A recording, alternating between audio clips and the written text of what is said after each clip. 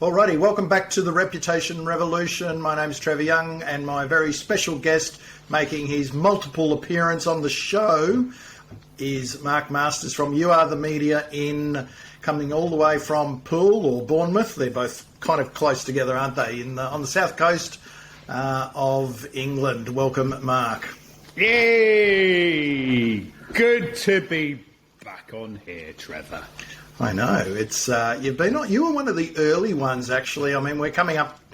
We've had over 250 shows now. We've done our 250th, and you were one of the early ones. So we've known each other for a while, and you've been going through this journey. And when I say this journey, it's content, social media, community, which is going to be what we're talking about today, and all the elements that we talk about here on the Reputation Revolution. So we're going to dig in because every second week throughout the last season, and now we're in season 7, and I've been together with my good friend Brendan Keogh, and we recap the previous episode and allows us to go deeper into a topic, and it's become very popular. But I thought the last episode we had was with Mark Schaefer, the best-selling author and world-renowned speaker and blogger, with his new book belonging to the brand, Why Community is the Last Great Marketing Strategy. So we picked apart that, and we're going to pick it apart even more because, Mark Masters, you are actually featured in the book as a case study. And so we want to get into that because a lot of people talk about community and it's surface noise. You are actually doing it, have been doing it for years. And, there's been an evolution, and we're going to get into that. But firstly, you've heard the interview with Mark. I take it, I think you've read the book. You were one of the early ones with it. What's your general take on Mark's direction on this? And let's, where possible, skewed towards more of a small business, personal branding perspective. Yeah, of course. Yeah, and listen, there's great books that are out there when it comes to togetherness and building. And a strong thing with Mark is that, it is always on the pulse of what's happening around us and what's relevant at the moment. So when we look at this topic around community as a business practice, listen, whether it's a bias or not, it's something that's been happening this side with You Are the Media for the past few years. It helps when somebody else publishes something, says it's like this, and do you know what? Because it can be, hands up, this is a lonely journey, and I do think a lot of this. When we're trying to build, there isn't, as I said, there's great stuff out there when it comes to community and it comes to audience building, but a lot of the time we're thrust in these places. If we have a content strategy, it starts with this, an audience, bang, bang, bang, bang, bang. When we're trying to build this stuff, a lot of the time, we try and find our own path and follow our own North Star, and it can be quite an isolating journey. So with belonging to the brand is a great way to say, it's like this, everybody, it works like this. Have a look here, go to this, let's bring in this case study as well. Yeah, love it. So congratulations on being in the book. It's that's great kudos to you, and of course Mark Schaefer has been and done quite a number of talks over on your side of the world as well for the You Are the Media community. So he knows it pretty well, and that's why he could tell the story the way that he has. Now, just before we get going, because there's, maybe some people who haven't caught up with one of the earlier episodes where we spoke, but why don't you give us it'll be a little bit more than the thumbnail sketch because there's a number of dots to join, but just a bit of the linear path that you've done with You Are the Media, but also probably tell us what the You Are the Media is and what it's doing now, but also the progression of how you got there. Okay, so where we are, You Are the Media is a marketing learning community. That's where we are today. So, but where it started, and this is where it does bring us all in the same room together. Where it started was a place where I'd lost a lot, It started from a lonely place where there was a lot of money that was owed and things that were happening and drawing solicitors and things such as that. So I started something because I was looking at how I can share a message when you don't have plentiful resources. The whole point is how we can be self-sufficient. Yeah. So the whole remit of You Are the Media is this thing around creativity, around independence, around building, and perhaps not being always so reliant on social media. But the main ethos is around becoming self-sufficient, because we can easily give all our money to Facebook, we can easily give all our money to Google. I started a newsletter back in 2013, and I just kept going. And alongside that, I could see audience that was growing, subscribers that was growing, particularly from a local scale. So we started events in 2016. We just kept on going from that. Another thing as well is this ability to pick ourselves throughout our lives. We realised that no one's ever going to pick us. No one's going to choose us. So similar here. No one's ever going to, never chose me to present, stand up, present in front of others, share in front of an audience. So I made it all myself. So a conference, people come together. You coming over in 2018 to bring the people together. I am all about how we can find ways to create togetherness and bring people together, and we can share and we can learn and we can bring out ideas and confidence, and we have people rallying behind us. Even look at the way I'm talking to you now, Trevor. I'm getting animated. But how we can find ways that creates a rallying call for each other. So where we are today in 2023, we have there is still the newsletter that's sent every Thursday.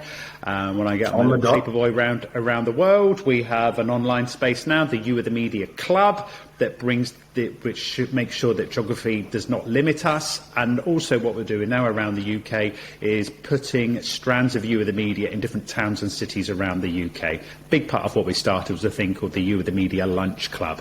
Yeah. How we come together, how we share, how we build, how we can be independent, and how we can grow via this creative muscle that we have. So it ticks that content, that creative entrepreneurship muscle that's in us all.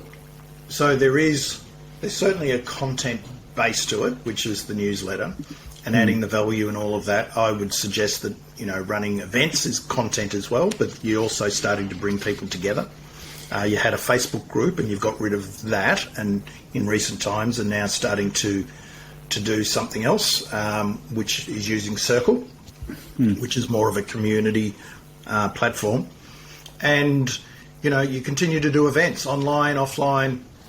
You've experimented, you've taken it into other towns or other cities in the UK, not successful the first time, more successful second time around, so you're now rolling it out. Bring that up. Don't bring that up. Whoever's listened to this for the first time thinking he's on a crest of a wave, and you're dropping in there. It didn't work, did it? I thought, because one thing you do is talk about the journey, and, the two things that stick in my mind. Sorry to bring this up, but one of the ones didn't work first time, Bristol, but you've redone that, and that's now working.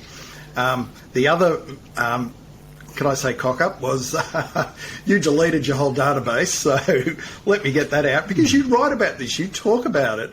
And yeah, but whoever's listening to this for the first time, all right, that's a third, go on.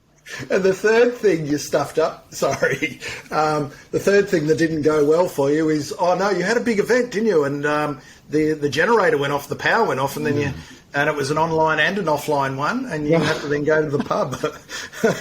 That looked like a hoot, but these are the things that happen when you're running community and you've got databases, and anyone who's ever run an event, anything can happen at any time, and you've seen that. And you know what? Not every time, every event you do is going to work as well. So massively. The great thing is with communities is you're learning about that. So all of these things come together, but at the end of the day is you started it. It's still within your remit, and you are a figurehead. But I think you're less of a figurehead now because there are other people taking over various aspects of it, and we'll get into that. But so that's probably just for people, and we probably digressed a little bit there. But let's get back to Mark's book just to have a recap, because this is a recap episode.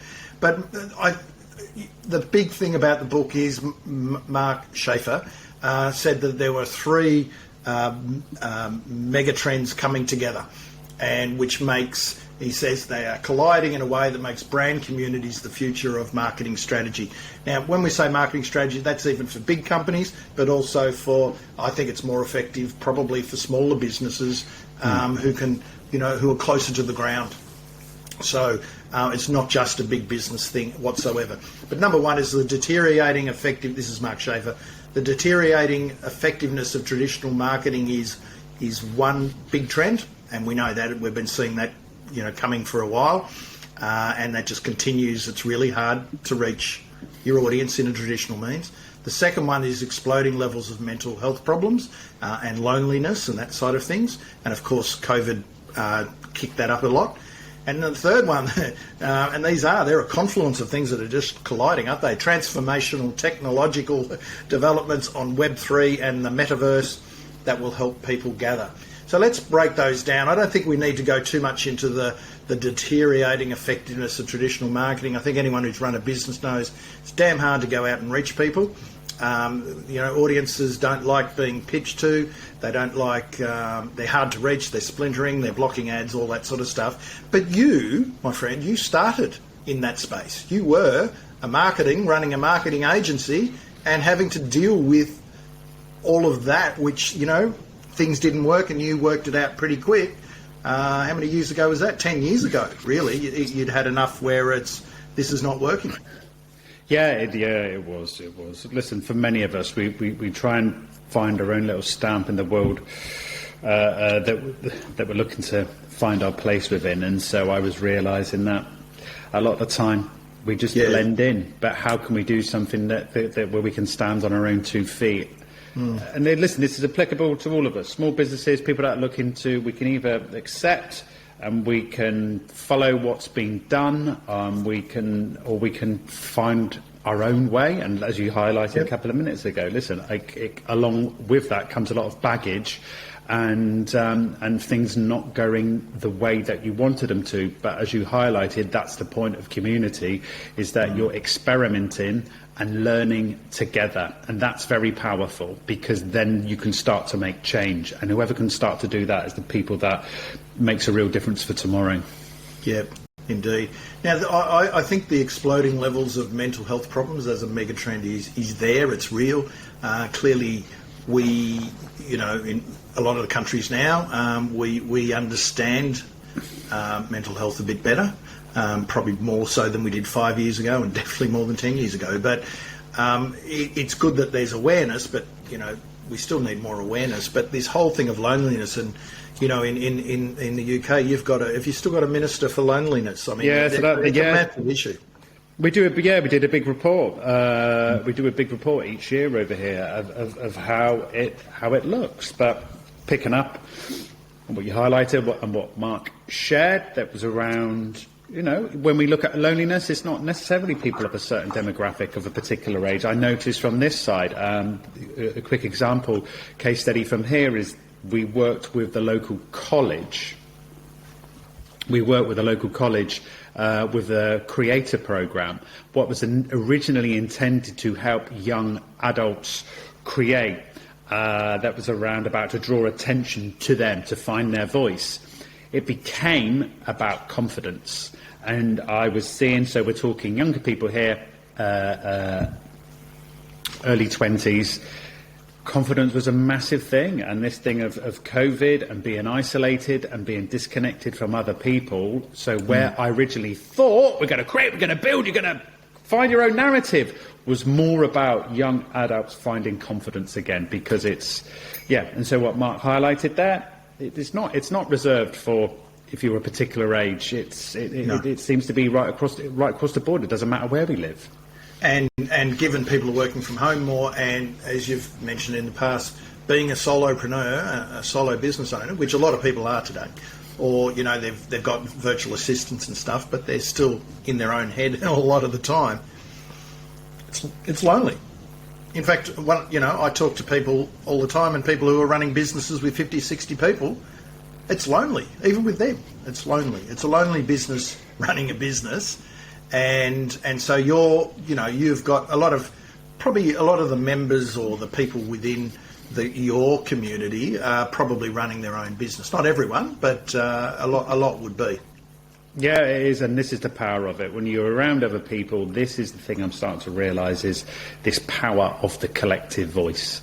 And when people enjoy being around others, sharing being more open with each other. That is, and that's what we're seeing, and that's what the book highlights as well with the case studies that are in there. Just this joy that can be brought around, but this business approach that can be taken seriously.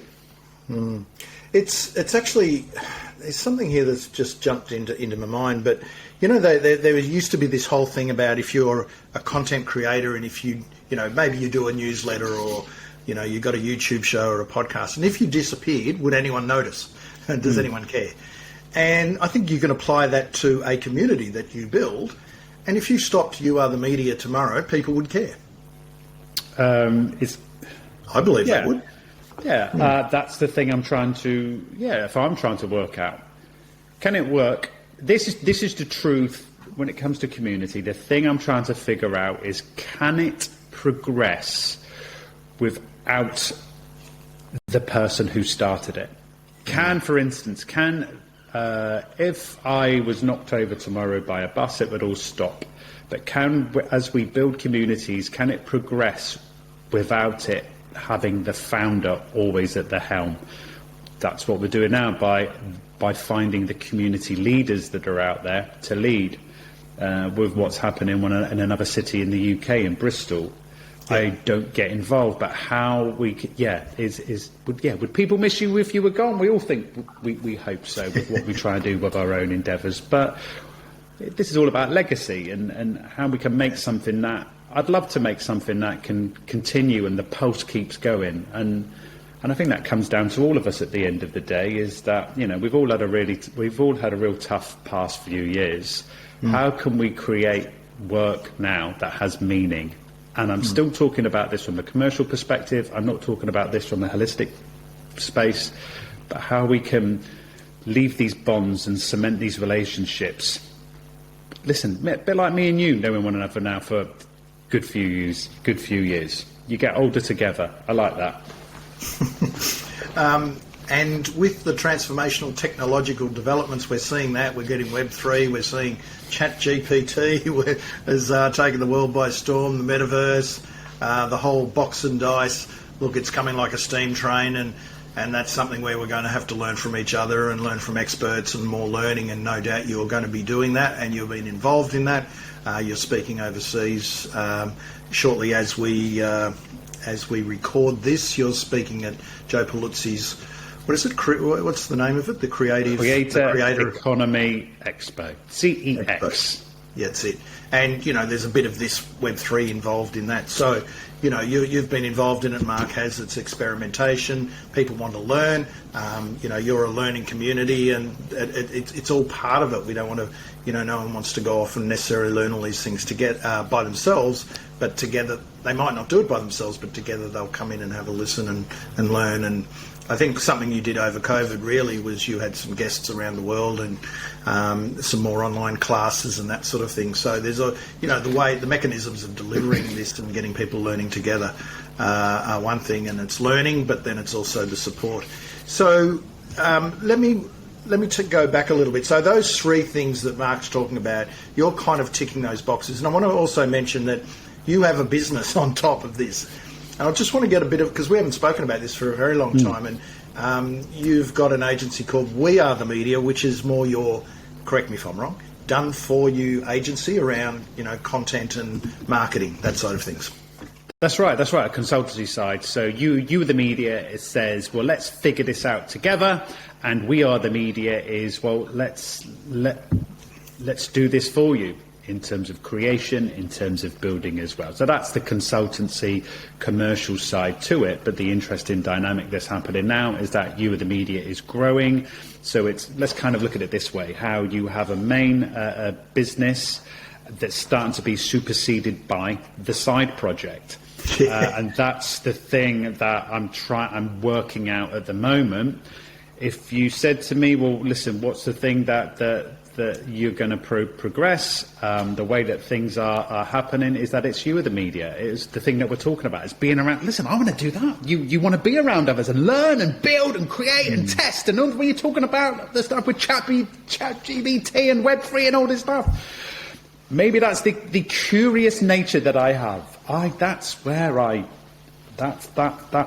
gives me the biggest joy, but I also enjoy working with other businesses, and says it can be like this. You don't need to hide behind your logo anymore. We don't need to do that. We can bring out your sales. There is so much power in how we can create and we can build, because all the tools are in front of us. So that's thank you for pointing. That's the commercial side to the business. That's the consultancy side to help others. And so, and I urge people to read Mark's book. I think it's a really good one, and your case study is in there. But that's the thing, is that you started You Are the Media early day. It sort of was born out of the newsletter, which I shall say you still put out. I get it Thursday evening. You must put it out Thursday morning your side, and it comes out on the dot. And you've probably never really missed I don't think you've ever missed an issue. You might have taken a break, but you've never missed an issue. And it's always jam-packed, and you highlight people in the community, and it's changed, and you've got a good flow on that. So again, we talk about owned media, don't we? What's the media you can own? And that's the pretty big one for you, and it drives everything. But when you first did it, it was a way of helping to promote your agency, and to sort of get a bit of energy and to learn, and then it just gradually gets bigger, and then you start, I think, putting your conferences on after a few years, where it's probably starts to become more of a commercial arrangement, because it starts getting serious once you're starting to fly people in to speak at your event, and then the ongoing training and learning, and now you've got the club and all of that sort of stuff. So I guess from your perspective, where do you see it ending up? Do you think it will take over from the consulting, or consulting may have been 80-20 in that way, and now it might be 20-80 the other way, or I don't know what the thing is. The consulting side is what keeps you fresh, to test ideas, to share, to validate what you believe in, and to show the proof. Yeah, we have it with clients. Let's show the proof, and in terms of the metrics that you can prove to people that it works. So we have that. But yeah,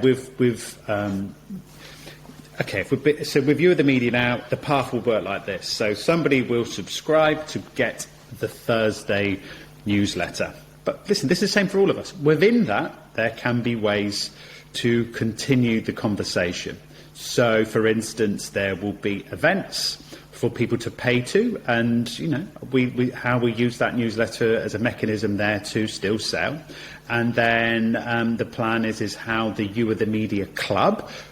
It's new for all of us. Using places like Circle are new for us. So I believe that you can't just jump straight in and say, hey, you can pay for this, yeah, because it's like, I don't know. I don't need to learn at another place. I've already got LinkedIn. I'm using that here. I don't need somewhere else to learn. So with this thing of learning together. So that the future plan for that is how this becomes the paid membership, this community space that brings people together. So it's how you bring these different strands. Let's say it's price elastic, so it is how people want to commit. You may want just to receive a free newsletter in terms of advice on how to build, how to create, and as a central theme around audience building and becoming self-sufficient. Or people may say, well, I want to work together with you on a personal basis, or it may say, I want to join this wider community that is off the grid. And it's how we can use newsletters and how we can use our communications in a way that is there to help people, to assist, so they know that when the time is right, you were the right person all along. It just depends on what price point that they want to step forward with. Yeah. So what we're talking about here is how you're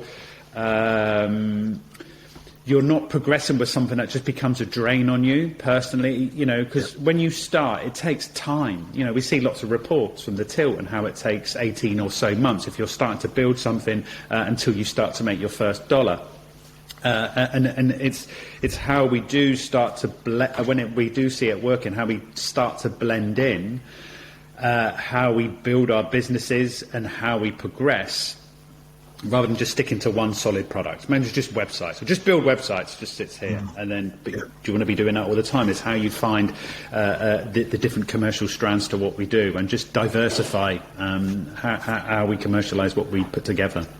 And I think the whole notion around what a community is, and I mean, we've talked about it, that, and I talked about it with Mark too, is the fact that a lot of brands and people say, oh, I've got a community. You've got a social media following.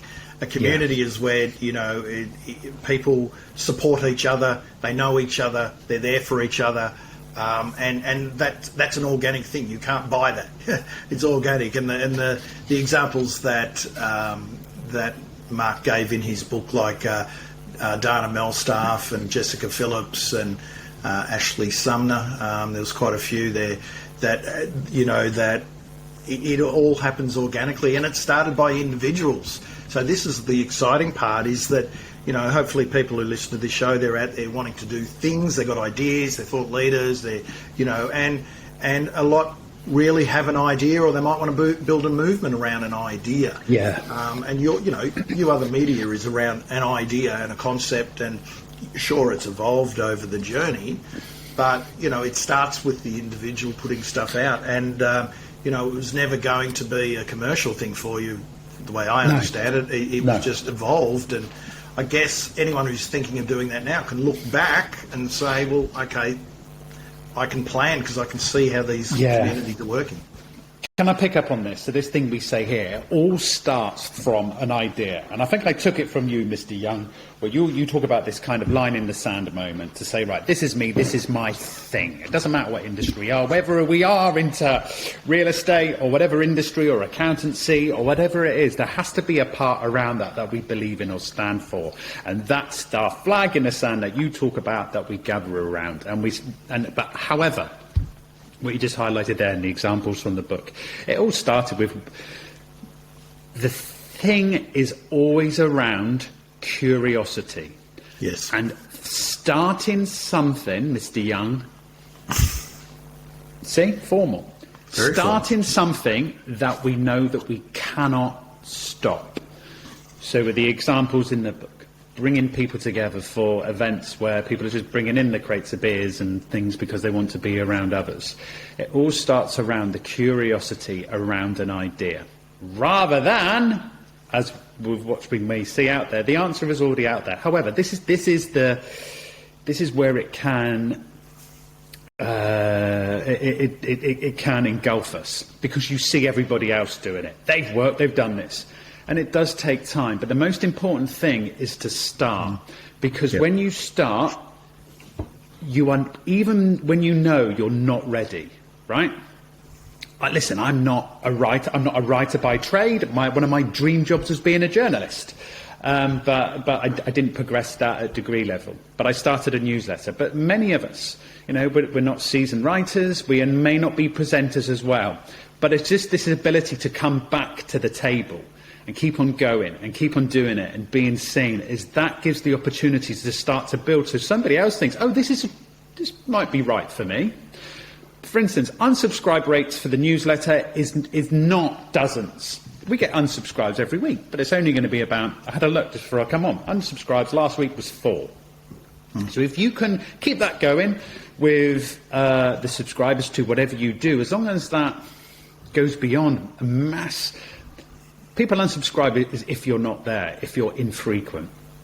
But if you can find this pulse to keep going and to be enthused about your industry and the role that you can serve, the role that you serve and what you offer people, this is what gives us this momentum to keep going. It's a bit like your podcast. Yeah. What are we on now? What are you on now? We're shooting this in advance of when it's going to be. That's a trick question. But all right, over a number. Right, it's over 200. It's over 250. We have published our 250th. Although when we recorded this, it hasn't gone to air, if that makes sense. but the point being, you've kept going with this podcast, and it's how people get to know you, and it just becomes easier when they ask of good people around the world that are making their mark. It becomes easier because you've built this library over the years as well, that becomes easier for people to say yes, whether they're going to be a guest or whether it's to listen. And that's the same for all of us. It's just this thing of keeping going. We don't always need to keep on reinventing the wheel. One week I'm going to be about how to do email marketing. Then I'm going to change everything on tact about because I want to go into a totally different industry.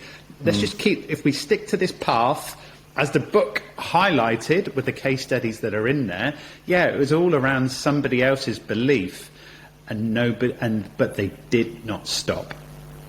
And so, as it stands now, and I mean, I think when a lot of people would start these things, it's not going to be commercial straight away, and you might not ever want it commercial. You just might want to use it as a base. You're building a subscriber list and you want to get people together because you're that way inclined, which you were, and that might be all you want to do. No one's putting a gun to your head and say you have to commercialise it, but as you said, this is a case where the side hustle is becoming bigger than the main business, and the two coexist very nicely. And there's not only just a dotted line, but it's like a kind of a Venn diagram together.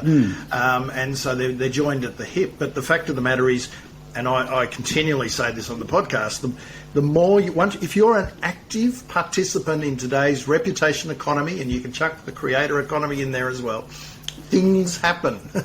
Things happen. Opportunities come up. But if you sit on your backside in the dark and don't get out there and talk to people and create content and be on social and connect and all of that sort of stuff, nothing happens. Nothing really happens outside of your normal network. So, if you want to make a dent and have an impact, you've got to be out there creating value, shining the spotlight on other people.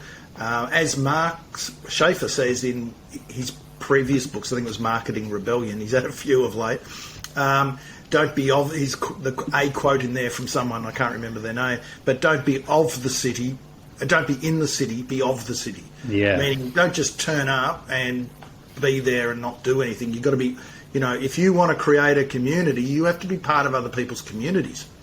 You can't just say, I'm going to build a community now. It's just not going to work. You need to be an active in other people's communities and building those connections in your industry or geographic space or however you're going to work it. Yeah, it is. It's how we build something that other people join in with. But this is my big thing from the book. Can I share this? This is my big light bulb. Look at you keeping hydrated all the time. I know. My big idea from the book. You ready for this? My big idea I took from this. I cannot tell you where it is, but it sparked something else from reading Belonging to the Brand. And maybe this will to you, listening as well. It's where this little part we're talking about here, we're creating and people joining in and being a part of something, or being where we are and just joining in. Is this idea where can the community become the market? So the community becomes this place of trust and validation. And Mark highlights this idea of community as a service. Yeah, so not software as a service, but community as a service, where it's access to this group of people that becomes the marketable product. So where we've been leading to is can the community become the business? So we've just been talking about here about how we build side projects and how we get people involved and how we keep going, and it's from something that we believe in, because is utopia for everything that we're doing here is where the community does become the business, because so this is. Can I jump in there? I'll jump in. Are you basically saying, like if you're an independent content creator and you've built the platform and you're a YouTube and you build an audience and then you work out ways to monetize that audience, this is kind of similar in a way where you're building that community. You may have put some events on, like as you've done or something, but it's not necessarily a money maker. It's just trundling along. But are you saying then to monetize it in a different way, like a paid community and selling things to it, or are you saying bring in sponsors, which you've got a few sponsors now, and it becomes kind of like the media platform, and others can pay to access that? Is that what you're saying? You've got that side.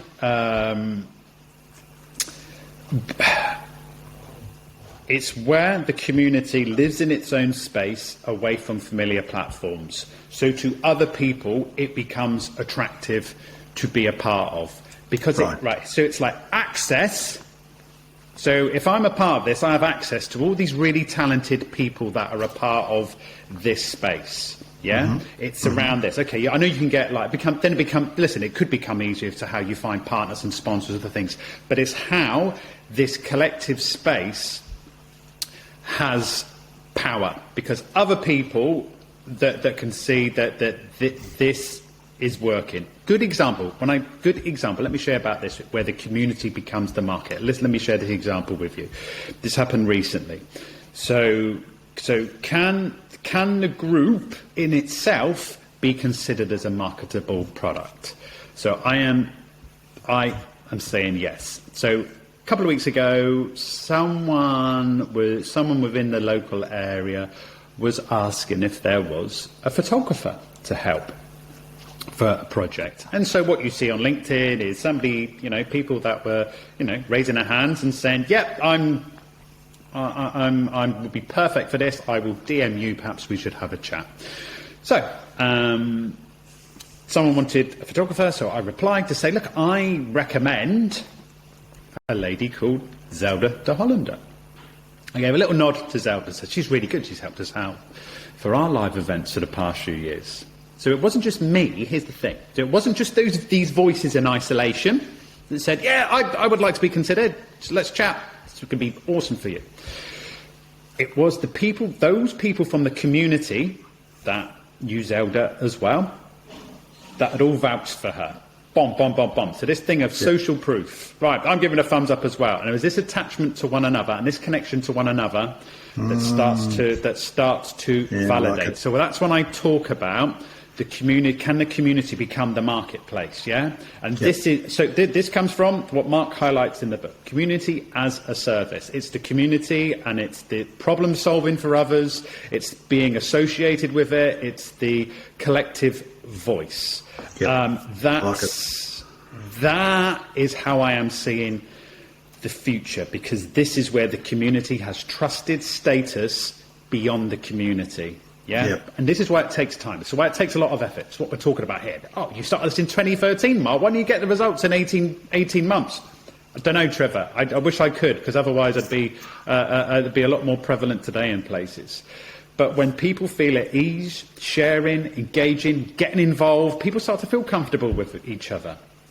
And then what happens is that it's magnified outside the group, where it becomes trusted beyond the original place that you point at. I'm doing lots of this with my hands and all this stuff. I'm like... Yeah, which works really well on a podcast. I'm doing really well. I'm like a living, breathing diagram. But the fact is, that's right. I mean, it's that collective, and it's actually a brand, isn't it? Like, people want to become part of it, because now You Are the Media is a brand. You get written about, you get introduced as, Mark, the founder of, You Are the Media. You go and do talks. You can then tell that story. That story of You Are the Media is quite prevalent in your region now. And, so much so that you are working with one of the local universities, is it? The college, and I'd love to take it to higher education as well. I'm working on education platform. Yeah. So, I mean, these things come out because people have heard of you. Sometimes you might go off and pitch something in, but other times the opportunities come to you because of the brand name that you've got. But now the people, what you're saying is, if You Are the Media, people from within the You Are the Media are promoting each other and that sort of stuff, the commonality is You Are the Media, and people start to go and look at it and check out the social proof of that. So that's kind of what you're saying is the credibility of, which is a branding thing, the credibility of the brand, of the community, works for everyone. Yes. A quick example as well. Within the club that we've created, people are asking for help. Look, can somebody help me with this? Can someone point me in this direction? Somebody shares, like, I've done this. There are people... Listen, look at the guests that have been on your show. They're a part of this as well. People that know one another. It becomes easier to ask, and that thing of association. 100%. Right. Even though I'm located where I live on the south coast of England, right? I now realise that for many years I was looking to target the local market, and that what's happened now is that it's not. It just so happens that look at you again. Look at you. He's loving. I love. For people listening, I'm taking a drink. But everyone has such big utensils to drink from these days. Anyway, as I digress, this is the thing. So where I live, I use where I live, similar to all of us, as this playground to test ideas, to see what works and what doesn't, because then you can report back to the rest of the community, whether they're located within your region or around the world, these multiple experiments that we can put on and share what works and what doesn't. That's the way I look at it all now. I just happen to live in a place that I can experiment and test. It's just a really cool part of the world. Then I can feed back to everyone what doesn't, and then you can have a laugh at me by knowing something else that didn't work and bombed. It's only the 3 things I know that didn't work. But that is because you are very open and upfront. So let me start tying a bow around this, because there's so many things for people to get their head around, and I do urge them to go to have a look at the website youarethemedia.co.uk. Thank and if you want to see Mark's business, it's wearethemedia.co.uk. One's very pink, much. one's blue. Thank you. And the thing is really that I just want to sort of get some highlights here. It's got to start with an idea, a person, a passion, a purpose, all of that sort of stuff. It's got to be burning inside you because it's a long haul thing. You know, you're not going to, as you said earlier, from a minimum, it's probably going to take 18 months to get any traction anyway. You know, even if you're the most connected person in your city, it's still going to take time for people who are busy to commit to you. However they commit, it might be as simple as a LinkedIn group, Facebook group, circle that you've got or whatever. But you know, you've got to work out whether people want to meet face to face. There's all of these things which you've gone through. It starts really, you need an owned media platform. And probably a newsletter is the best way. Am I right? There is probably would be your recommendation. But you can build it around a podcast. You can build it around a YouTube show. But you need a way to communicate and contact people. And then you've got to start involving others and growing it and be curious and take your learnings to them and introduce people to one another. And if you don't want it growing too big, you don't want it going nuts.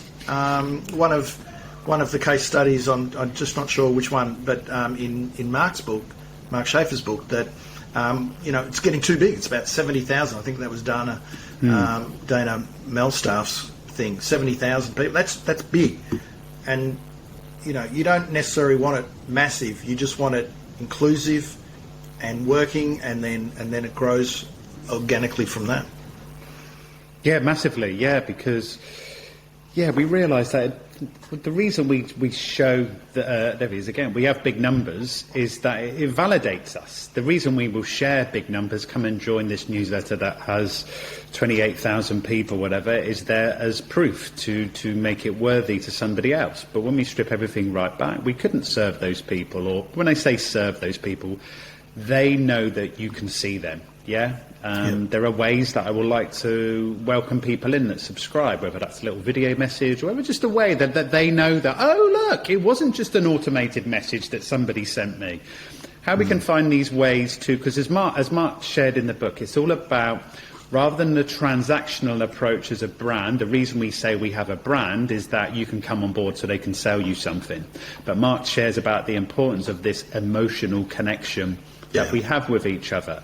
And it's still work, it's still business, but how you can make a place and make other people feel welcome so they can join in and look around and see there are like-minded people, and that comes all the way back to the thing that we started, that we believe in, that becomes this curiosity of a space in the marketplace that we want to discover. And because we realise that the only thing that we have in front of us, Trevor, is the path, because the path is all there is, and we don't know what's in front of it, but which is why we have to keep on going, and which is why we delete databases, people walking out of events, lights going out, Wi-Fi going out. That's the key things interesting. And I will also throw in there, Mark, that when you're running these things, you're a steward. You know, you're a guide, but you're a steward. Yeah. And you've got to, you're a custodian of it. And you know, you can't just let anyone in who's going to come in and pitch. You know, you've got to guard against that. The best communities, there's a respect all round. It's protected by the owner or the owners or the person running it or whatever, because you don't just want anyone coming in and pitching and being annoying and all of that. It just doesn't. It's not a safe space anymore. And that's so an interesting. Yeah, that is an important. Serious stuff going on around that from that side of things, but also, you know, as you said with Mark Schaefer, when brands do it, they're thinking from a commercial point of view and they're going to pitch. And that's the wrong approach. You've got to work out, how can I help people? We've all got this, we represent an idea, we work together, all of that sort of stuff. You make it about the community, like you should make it about your audience. And people, as I said, people got a social media following, they think it's a community. No, you've got social media followings, you got email subscribers or subscribers to your podcast or whatever, and which is an audience, and then your next layer in is community, where it's a little bit deeper. So you're building those bonds. You'll have more social media followers, less subscribers, and less in that audience, and less again in the community, but the bonds are strong. Trust is a big thing in all of this. For instance, as we talked about you and the media being in different cities around the UK, and it's like, well, anyone could do this. What someone just said, Mark, can I do this? And it's like, yeah, trust is a big thing in all this when it comes to community leaders. There is a lady called Catherine Adams and Fleur Cook that run Bristol. Yep. Similar, I really gave up control. Someone, a good friend called Matt King, hosted You and the Media Learning, which during COVID was an hour on a lunchtime that other people hosted. It's all about the community. As you picked up here, doesn't mean that anyone can walk into this and say, I will run this for you. A lot of this is based on trust and other people that have a connection to the being a part of this overall initiative. Yep, I agree. All right, I think we might wrap things up there, because there's so many good strands from it, but that could be a 10-part episode. Why not? So Why not? Thank you for your time. Again, if people want to, I recommend people get the book Belonging to the Brand, understand the strategic thinking behind community, read the case studies, which brings it to life from, really terrific individuals who are passionate and making things happen. Mark being one of them, so his story's in there. And check out You Are the Media, subscribe to the newsletter, all of the stuff that Mark talks about here he covers in a really consistent way every week, and you won't get bombarded by pictures, more importantly. And if you want to join further and understand community, well, it's the one to do. So we'll leave it at that. Thank you very much, Mark. I think I gave the best place is youarethemedia.co.uk. Yeah, that'd be great. So if you come to that and to the bottom of the page, leave your email, and then when I go on my little paper round around the world on a Thursday, I will swing by your little house and it'll be there in your inbox when you get up. Sounding like a virtual Santa Claus. I'll take that. Take it. All right. All right. Thanks, Mark. Thank you.